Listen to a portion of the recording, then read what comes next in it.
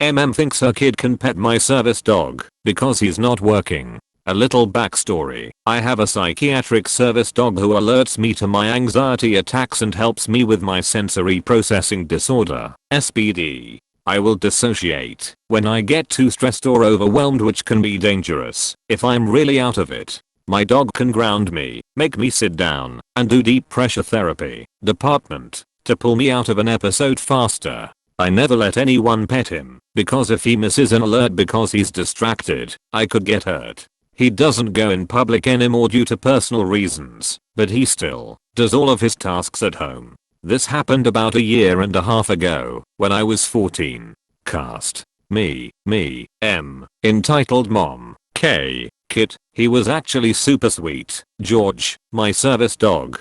So George and I were at the mall with my dad, who was in a different store at the moment. George and I were doing some training outside to practice around distractions. That's when this sweet little boy, K, came over and asked if he could pet George. His mom was nowhere in sight. I used to get people coming up to me asking to pet George all the time, so I was used to it. K, can I pet your dog? Me, no, I'm sorry sweetie, he's working right now. K, okay. That's when his M started walking toward me. I put Georgina down by my side in case she was nervous around dogs, and so George could have a break, since we had been training for a while. I expected her to ask some questions about George, and see if her kid was curious about what service dogs do, since I get that often.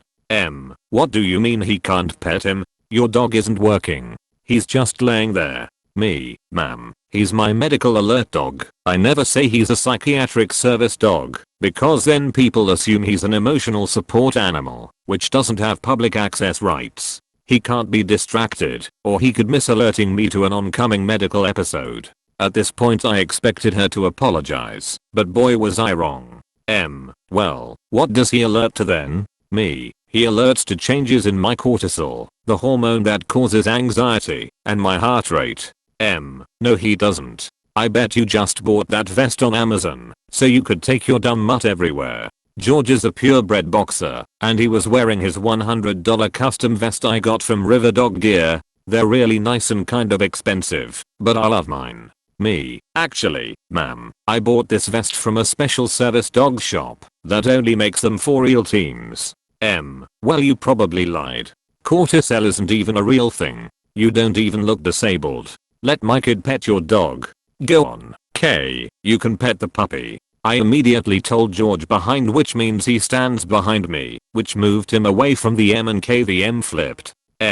How dare you move your dog away from my child? He should get to pet your dog. It's a free country. Me, yes, but my dog is my medical equipment, and therefore my private property. George started alerting to my anxiety and trying to get me to sit down, so I walked away from the M, who thankfully didn't follow and sat down. I then texted my dad that I was taking a chill pill, our way of saying George alerted, and told him where I was. After that, we went to the food court and got Chick-fil-A for lunch. After that my dad took me to Starbucks so I could get a hot chocolate for myself and a puppuccino, basically just a shot cup of whipped cream, which the employees happily made for him. I have plenty more stories like this from my days of having a service dog in public, if you guys want me to share.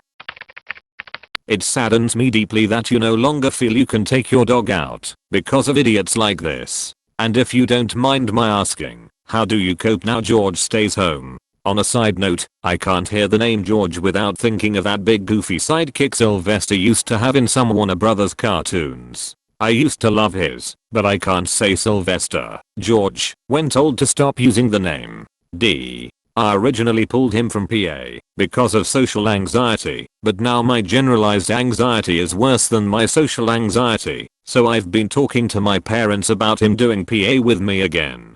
My mom was never for me having a service dog, and me giving up on 2 therapists seems to make her think that I'm totally fine.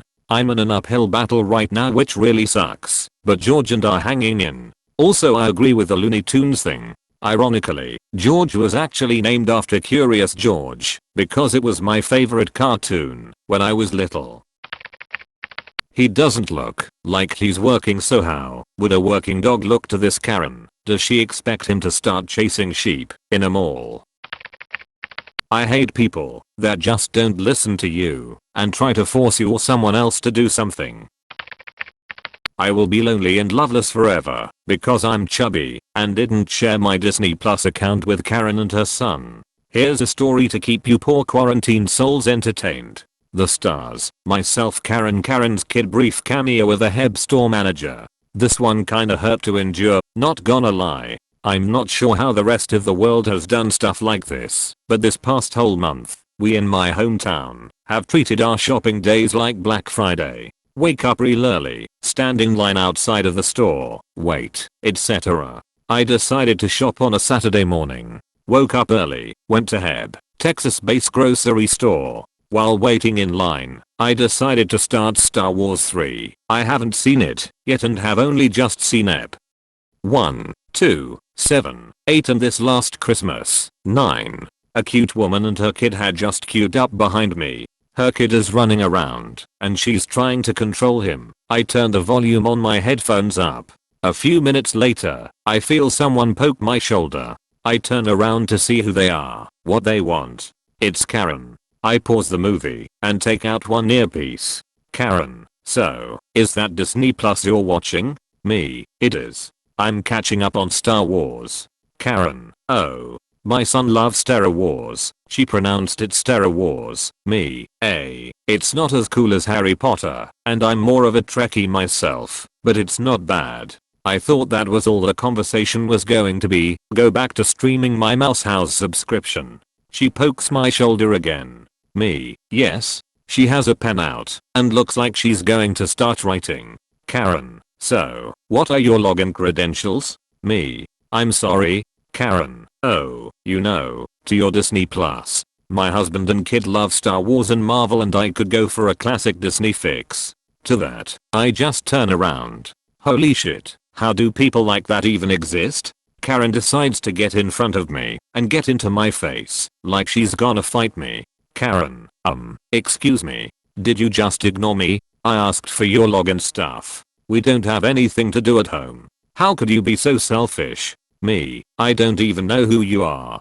Karen, does that matter, boy? Yeah, I know, you are the only person here who is alone, and I think I know why. Not only do you take up 5 spots, but you're selfish. I know I'm big, but not that big. I identify as Peter Quill from Infinity War, chubby but not obese. So anyway, Karen is shitting an unholy brick about not getting what she wants until somebody interrupts. It's the store manager. Apparently, this woman had upset somebody a few feet up ahead and now manager is here to investigate. Store manager, excuse me, but can I help with something? I explain the problem. Karen gives him her version of events. Store manager, sir, I'm so sorry that you had to endure this. Please come to the front of the line and be one of the first people to shop today. At that, no joke, I swear I heard Karen cry like her 5-year-old child. End.